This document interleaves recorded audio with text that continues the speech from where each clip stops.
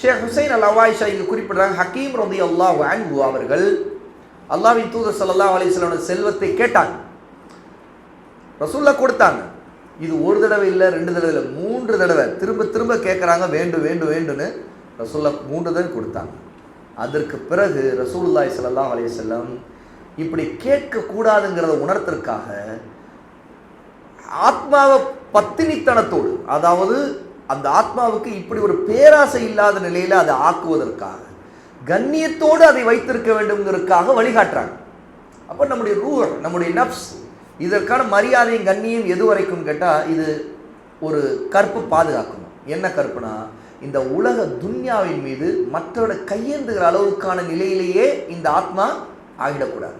இதுக்கான கண்ணியம், இதுக்கான ஒரு சுய மரியாதையை இதுக்கு நம்ம கொடுக்கணும். எப்படி கொடுக்கணும்னா, அதற்கான வழியைத்தான் ஹக்கீம் ரலியல்லாஹு அன்ஹுவுக்கு ரசூலுல்லாஹ் காட்டுறாங்க. என்னன்னா, பேராசையோடு வேண்டும் வேண்டும் திரும்ப திரும்ப திரும்ப கேட்கக்கூடாது. அப்போ ஹக்கீம் ரலியல்லாஹுடைய நிலை எப்படி இருந்தது, என்ன ஆனது, இதே இங்கே கவனிக்கணும். இந்த மாதிரியான காரியத்தை மீண்டும் தான் செய்ய போவதில்லை என்று ரசூலுல்லாஹ்வோட அல்லாஹ்வின் மீதே சத்தியம் செய்து செய்யப்படும். இந்த சத்தியத்தை மௌத்து வரைக்கும் கடைபிடிக்கிறாங்க. எந்த அளவுக்கு, அவங்க இந்த உலகத்தை விட்டு பிரியும் வரைக்கும் யாருடைய செல்வத்திலிருந்தும் உடைமையிலிருந்தும் எதையுமே கேட்டு வாங்குறதில்லை, எதிலும் தன்னிடம் இருக்கிறத கொண்டு குறைத்து கொள்வதும் இல்லை, அதாவது குறைபட்டு கொள்வதும் இல்லை என்ற முடிவுக்கு வந்துட்டாங்க. அப்போ அந்த உபதேசம், ரசூலுல்லாஹ் சொன்ன உபதேசத்தை ஹக்கீம் காதால கேட்டாங்களே, அது எந்த அளவுக்கு தாக்கத்தை செலுத்துச்சு. அந்த தாக்கத்துக்கு அவங்க ஆளாகி தலையசைச்சு அழுது விட்டு, இதற்கு பின்னாடி அடுத்த நாள்ல இருந்து இன்னைக்கு நாமெல்லாம் எவ்வளோ உபதேசங்களை கேட்குறோம், நம்மளுடைய தாக்கம் எப்படி இருக்கு, அது அப்போதைக்கு கேட்குறோம், அதுக்கு பிறகு நம்முடைய பழைய நிலைக்கு போயிடுறோம். ஆனால் ஹக்கீம் அப்படி இல்லை. அது அவங்களுடைய மரணம் வரைக்கும் அவங்கள்ட்ட அந்த தாக்கம் இருந்துச்சு, அந்த உறுதி இருந்துச்சு.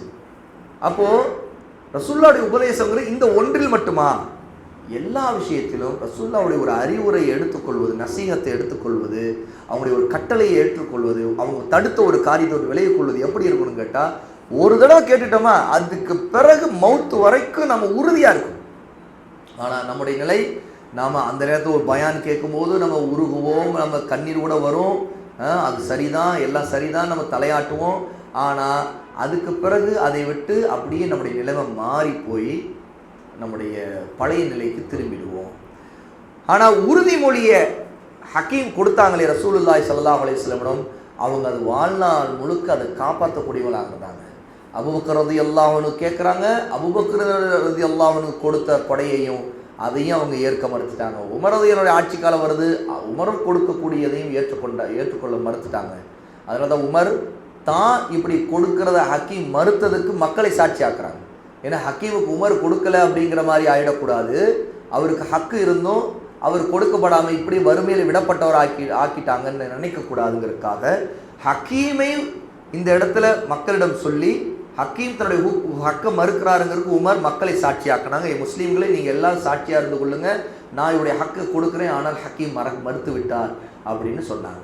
அப்போ உமர் ரலியல்லாஹு அன்ஹு அல்லாஹ் தஆலா 7 வானங்களுக்கு மேலிருந்து பங்கு வைத்து கொடுத்துள்ள பொருள், போரிலுடைய கைப்பற்றப்பட்ட கனிமத்து செல்வத்தில் ஹக்கீமுக்குள்ள ஹக்கை கொடுக்க முன் வந்தோம், உமர் கொடுத்தோம், அதை ஹக்கீம் ஏற்றுக்கொண்டு அது கூட எனக்கு வேண்டாம் அப்படின்னு மறுத்துட்டாங்க.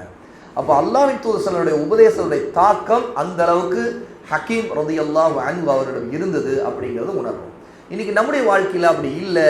அப்போ நாம் நம்முடைய அமல்கள் வீணாகுவதும், இபாதத்துகளிலிருந்து தூரமாகிறதும், பல உபதேசங்களை நம்ம மறந்து போகிறதும், இதுக்கெல்லாம் காரணம் இதுதான். ஏன்னு கேட்டால், ஒரு உபதேசம் செயலில் இருக்கும் வரைக்கும் தான் அது ஞாபகத்தில் இருக்கும்.